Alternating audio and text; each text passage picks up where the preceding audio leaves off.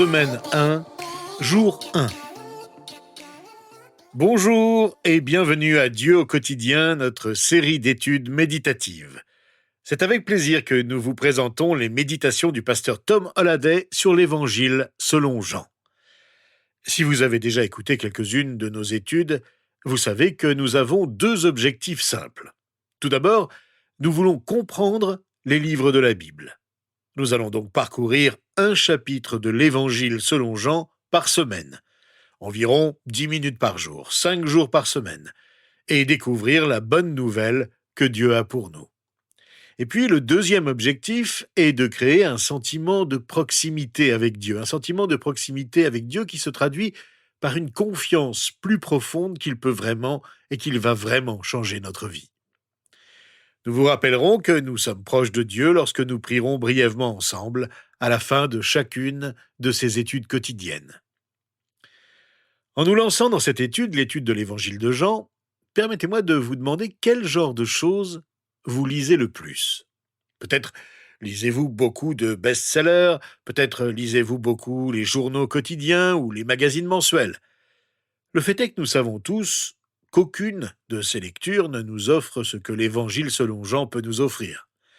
Ce livre est la bonne nouvelle qui peut changer ma vie, qui a changé ma vie, et qui peut changer votre vie, et c'est mon vœu le plus cher, changer votre vie. Le but de Dieu pour nos vies à travers l'étude de l'Évangile selon Jean est très simple.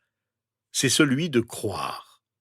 C'est un évangile, une bonne nouvelle, que nous sommes appelés à croire.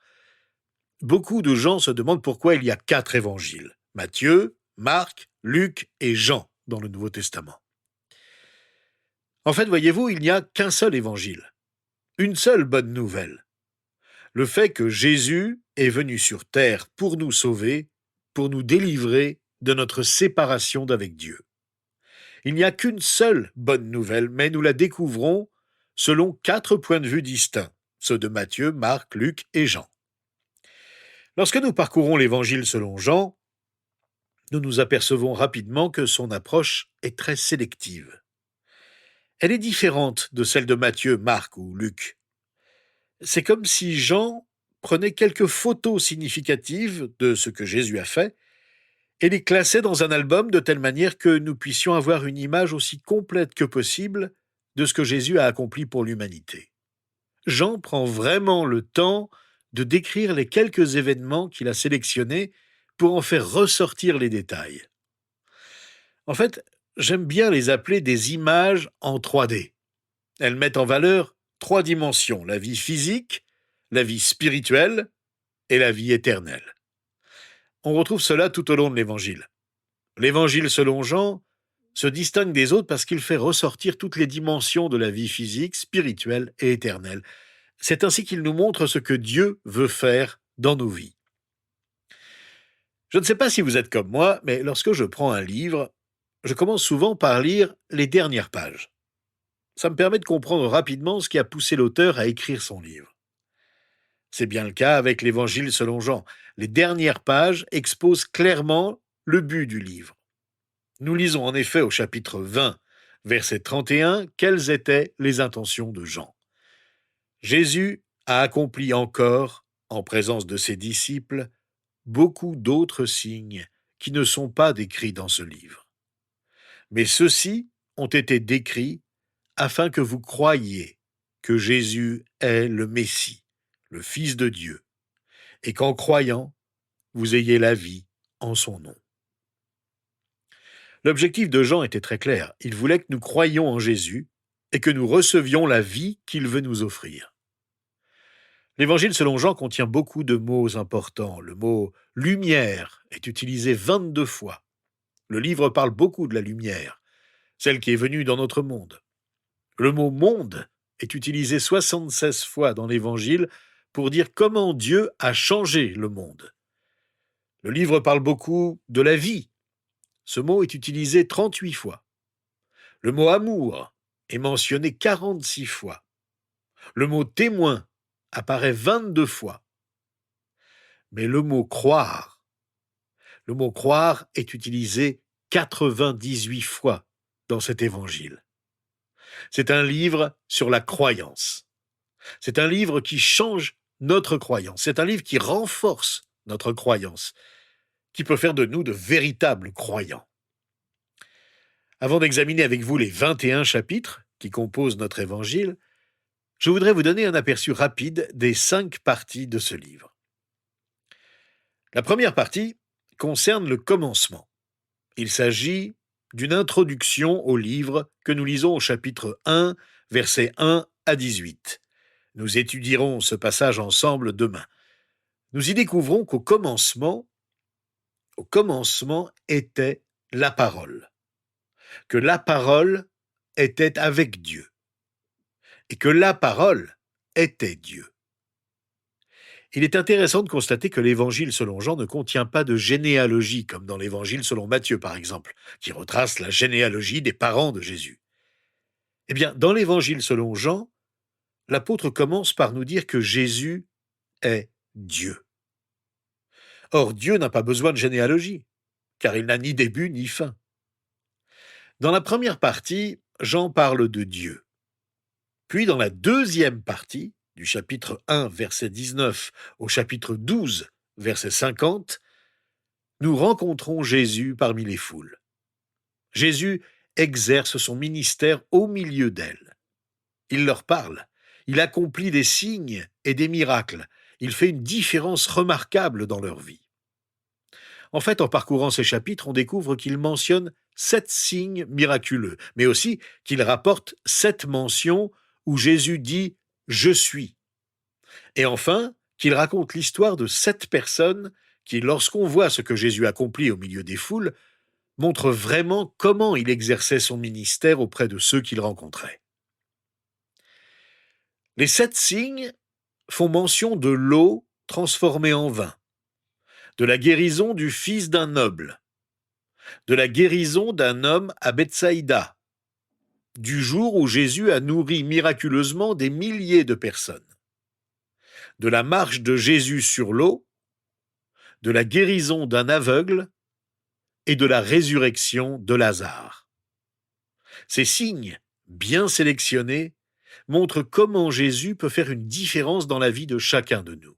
Au milieu de ces signes miraculeux se trouvent les 7 déclarations « Je suis » de Jésus, que nous commenterons tout au long de notre étude de l'Évangile. Jésus a dit « Je suis le pain de vie. Je suis la lumière du monde. Je suis la porte. Je suis le bon berger. Je suis la résurrection et la vie. Je suis le chemin, la vérité et la vie. Je suis la vraie vigne. » Chaque fois que vous lisez une de ces déclarations sur qui est vraiment Jésus, vous reconnaissez ce qu'il peut vraiment faire dans votre vie.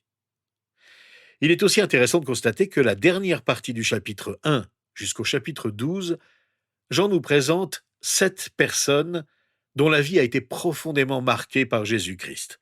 Jean-Baptiste, Nicodème, une femme de Samarie, un haut fonctionnaire et son fils, un homme de Bethsaïda, un homme né aveugle et Lazare. L'Évangile selon Jean contient de nombreuses conversations personnelles. Ce ne sont pas des échanges rapides, comme ceux qu'on lit dans les évangiles selon Matthieu, Marc ou Luc, mais de longs entretiens entre Jésus et ceux qui le rencontrent. C'est très intéressant parce qu'on découvre peu à peu, au fil de ces conversations, certains des secrets de la façon dont Jésus œuvre dans nos cœurs pour nous transformer et faire une différence dans nos vies. Ainsi, lorsque vous parcourez l'évangile de Jean, la première partie se trouve dans le premier chapitre, et la deuxième de la dernière partie du chapitre 1 au chapitre 12. La troisième partie, que j'appellerais celle de la chambre haute, dévoile le ministère privé de Jésus et son entretien avec ses disciples la nuit avant sa mort sur la croix. Il s'agit des chapitres 13 à 17. Ce sont des chapitres remarquables, d'une vérité éclatante et mystérieuse, qui se termine par une longue prière de Jésus. Jésus parle de ce qui est vraiment important juste à la veille de sa mort. La quatrième partie de l'Évangile, que j'appellerais celle de l'obscurité, comprend les chapitres 18 et 19.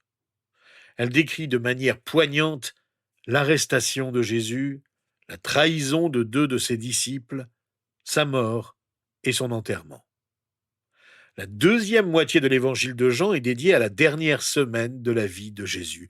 Et tout ce qui précède nous prépare aux événements qui se sont déroulés pendant cette semaine-là.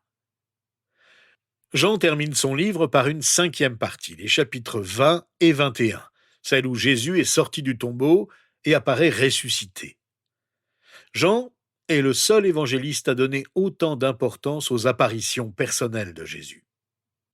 Il est apparu à Marie-Madeleine et lui a demandé d'aller annoncer la nouvelle de sa résurrection aux disciples.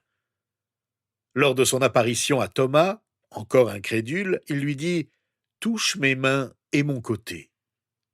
Et quand il est apparu aux disciples en Galilée, il a dit à Pierre, qui regrettait amèrement sa trahison, « Paix mes brebis ». N'oubliez pas que lorsque nous parlons de l'Évangile selon Jean, l'auteur de ce livre est l'un des disciples dont la vie a été transformée, radicalement changée par Jésus-Christ. Et donc, lorsque Jean parle de croire en Jésus, c'est quelque chose de très personnel. Lorsqu'il parle de suivre Jésus, d'être son disciple, c'est une affaire personnelle.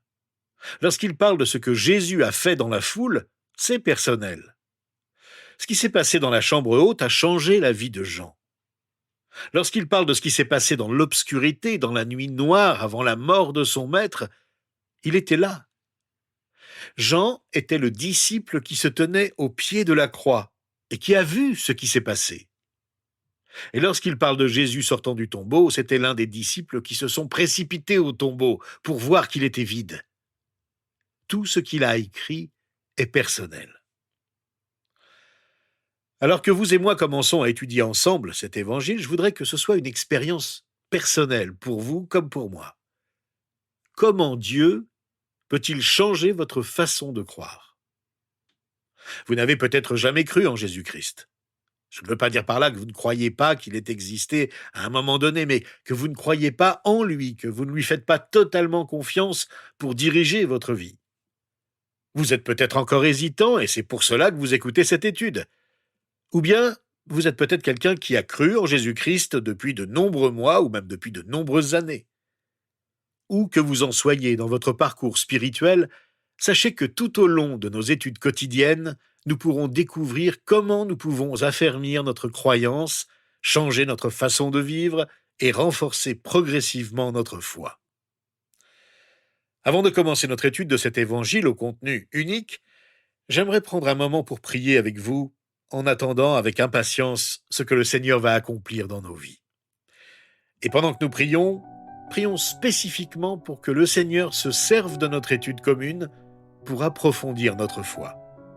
En fait, demandez que la vie et les actions de Jésus, telles que vous les découvrez et les étudiez, rendent la foi encore plus crédible. Demandez aussi de vous sentir plus proche de Jésus-Christ, en ayant une conversation personnelle avec lui pour lui parler de votre vie et de votre foi. Cela rendra votre foi plus personnelle. Priez aussi pour que l'étude des signes miraculeux et des œuvres de Jésus rende votre foi plus puissante.